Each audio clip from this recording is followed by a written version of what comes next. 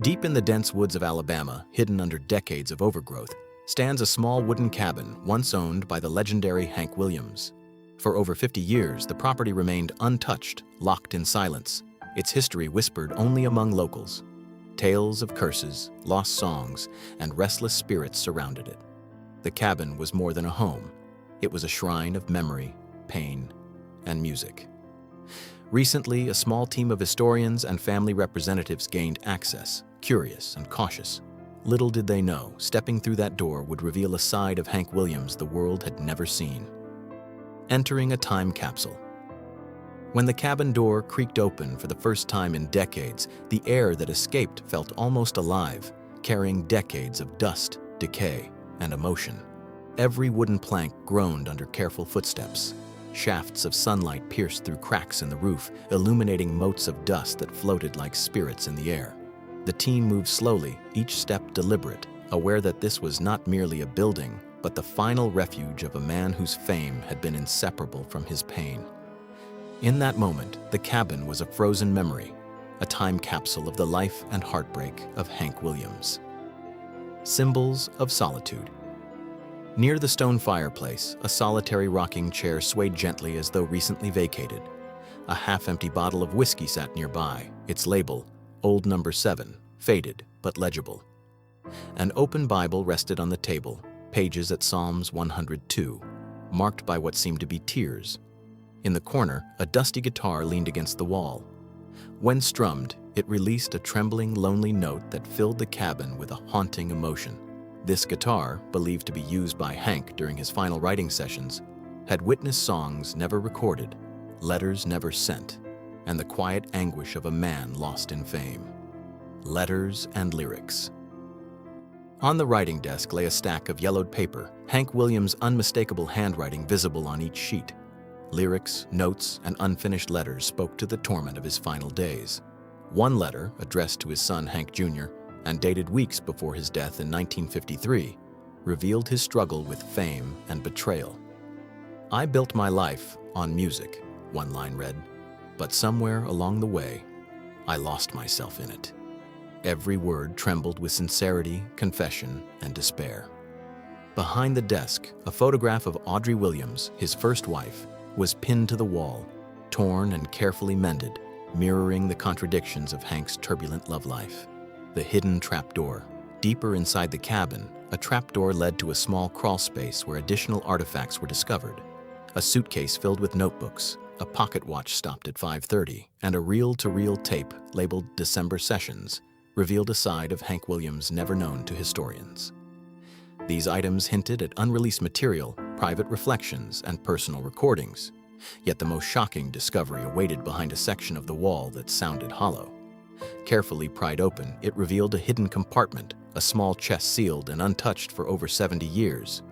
Its contents promised insight into Hank Williams' most private struggles. The wooden chest. The wooden chest, once opened, released the scent of aged paper, tobacco, and time itself. Inside lay Hank Williams' personal journals, black and white photographs, and a letter marked, "Do not open until I'm gone." One journal, dated late 1952, offered a glimpse into a man who had already confronted his mortality. He wrote of sleepless nights, relentless inner darkness, and a faith that felt absent. "I see my name in lights," he confided, "but when the lights go out, I'm just a lonely boy from Montgomery trying to find his way home." It was a portrait of vulnerability rarely seen by the public, confessions and redemption. The journals revealed Hank's dependence on painkillers, his failing health, and the heartbreaks that drove him to drink. Yet they also contained his longing for redemption. "If the Lord lets me sing one more good song," he wrote, "I'll make it one that saves me." Letters to family and friends exposed the depth of his regrets. To his mother, Lily, he expressed gratitude for loving a flawed son. To a mysterious woman, likely a secret lover, he admitted guilt over how he treated her. Through these writings, historians began to understand the man behind the legend, tender, flawed, and searching for grace. Mysterious photographs. Among the photographs, most were tender or ordinary. Hank with a guitar, a young boy, likely his son. Quiet family moments, but one image stood out. Hank, standing beside a man who looked older but bore a striking resemblance to him, captioned, "Me and My Shadow, 1948. Experts debated its meaning. Was it symbolic, representing an internal struggle, or did it hint at a real person who haunted Hank's life? This discovery added another layer to his story, showing the complexity of his inner world, a mix of superstition, fear, and self-reflection that accompanied the brilliance of his musical genius. Voices from the past. The restored reel-to-reel tape played softly in the background as the team explored. Hank's voice emerged, trembling and raw. "I ain't afraid to die," he whispered. "I'm afraid to be forgotten." The moment underscored the cabin's emotional weight. Every creak of the floorboards, every shaft of light seemed alive with his presence.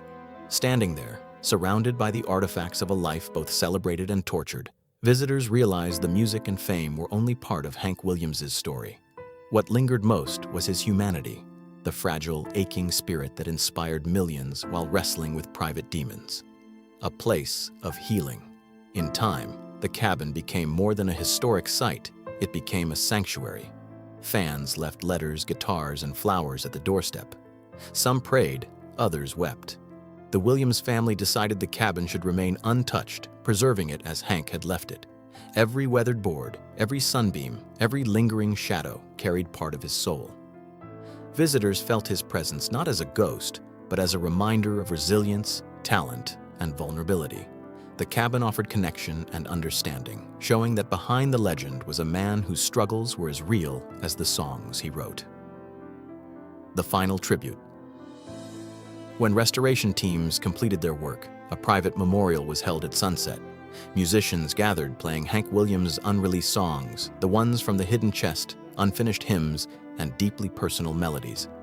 As the final note of "I Saw the Light" faded into twilight, the wind rustled through the pine trees, echoing faintly as if carrying Hank's voice back to the world. For those present, the cabin was no longer just a relic. It was a homecoming, a testament to a man whose music, pain, and prayers had survived decades. Hank Williams had left behind silence that spoke louder than any applause. Remembering Hank Williams standing among the echoes of his past, it became clear that Hank Williams' story was more than legend. He was not just a tortured troubadour, he was a human being seeking forgiveness, grappling with fame, and leaving behind his soul in song. Every letter, photograph, and recording uncovered in that cabin revealed a man of depth, contradiction, and longing. Decades later, as the sun sets behind the Alabama woods, the cabin remains a sacred reminder. Hank Williams never truly left. It is as if he found home, not in life, but in the music and memories he left behind, enduring for all who listen.